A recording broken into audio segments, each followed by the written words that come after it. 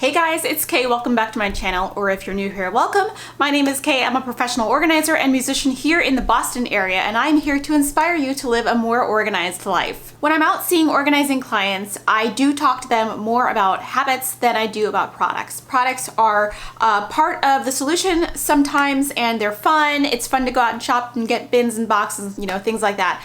But I do believe that 80% of it is habits and 20% of it is stuff. So these are 5 very important organizing habits that I use to keep my home nice and organized, and maybe you can too.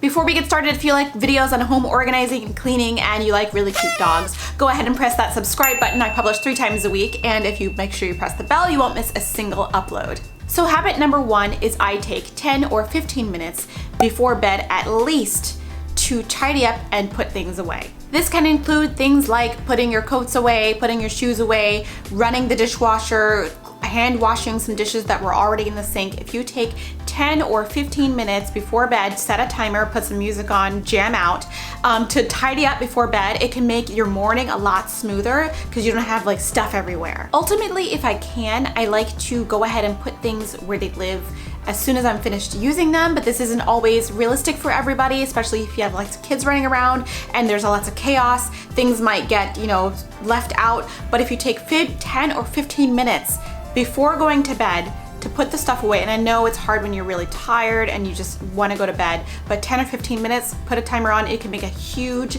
difference in how messy and how organized your house is. Number 2, open all your mail immediately and deal with it as soon as you can, probably within 10 or 15 minutes of opening it if you can. This means paying bills that need to be paid. This means shredding junk mail that has come into your house that you don't want. This means answering an invitation if you get an invitation in the mail, or dealing with things that need to be shredded. Like I get credit card offers all the time from credit card companies. Some of that stuff needs to be shredded because somebody could take it and open a credit card under your name, which is not good. So having a shredder nearby is really helpful for that. So having a sort of system, when you come into the house, you bring the mail into the house, you open the mail, open all of the mail, don't let anything just hang out, and shred what you don't need to shred, take action on things you need to be taken action on, and then boom, you're done. Usually the process takes 5 or 10 minutes. It really doesn't take that long. I find that when clients of mine have let mail sort of go, it can pile up, and I have gone through in people's houses boxes and boxes of mail, years and years worth of mail, and at that point it's really no good to anyone anymore unless it has a check for like millions of dollars in it.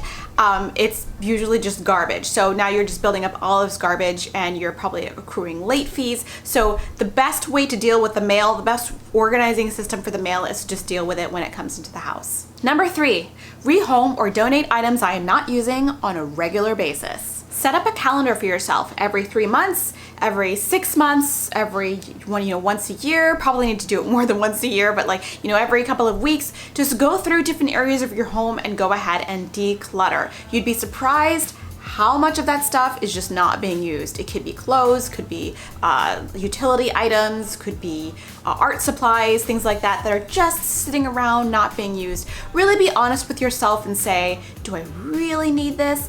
And I want to say, don't just willy-nilly hand it off to someone who might not actually want it.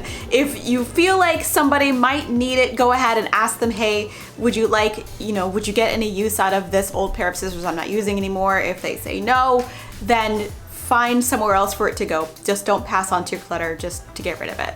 Number 4, and this is a big one, this is a really big one, engage in thoughtful shopping. I'm not saying go out and not shop. I love shopping. I love going to the mall, getting some new clothes, getting makeup. You guys know I love makeup. I'm like a makeup junkie. But I like to practice what I call thoughtful shopping. With thoughtful shopping, when I am out and I see an item that I might want, I say, oh, I'd like that. Where am I going to put it when I get it home? If you don't have room for it, then you need to reconsider. Do I need to get rid of something in order to make space for this?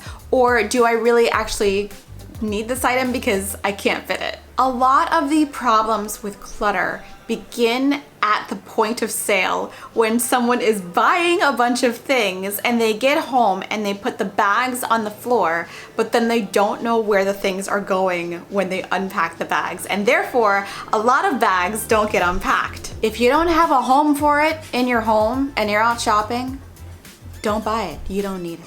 And finally, number 5 is to be transparent with everyone who's living in your home about what your expectations are and what the sort of status quo is in terms of how neat or messy it can be at any given time. I feel like this gets a little difficult when it's in the realm of just roommates, like say you're living with a friend or you're living with maybe 4 other people and there's common space. You should have a clear line of communication with your roommates about what the standards are about clutter and how much can be in common spaces. Establishing some baselines about what is tolerable for everyone, and you will have to come to a compromise about what is tolerable for everyone, can really prevent a lot of stress and misunderstandings about what the level of clutter tolerance is in the common spaces. And this applies to families as well. I am very transparent with my spouse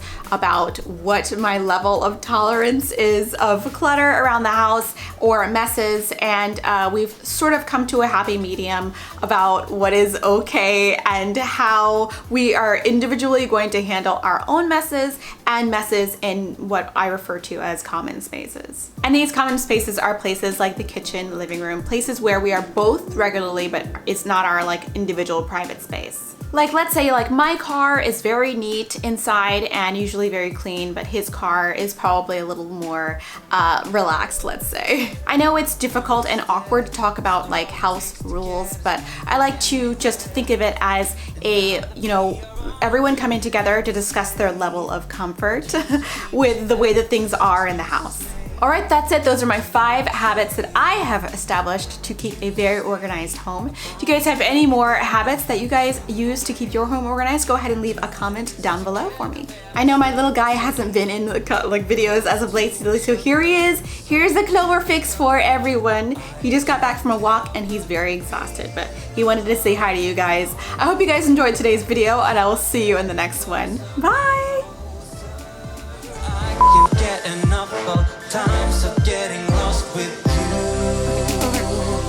Getting lost with you.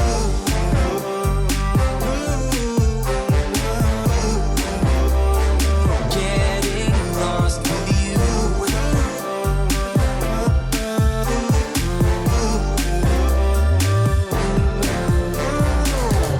One step more and now we're far from everything we had. Ready for whatever's lying up ahead. We won't stop moving, feels too good for that. So good. Feeling our love taking over. Our hearts getting closer and closer. I can't get enough of times of getting lost with you. Getting lost with you. I promise to be there in every single way. We're doing this together every step we take. Closer to each other, so much to discover. Getting lost with you.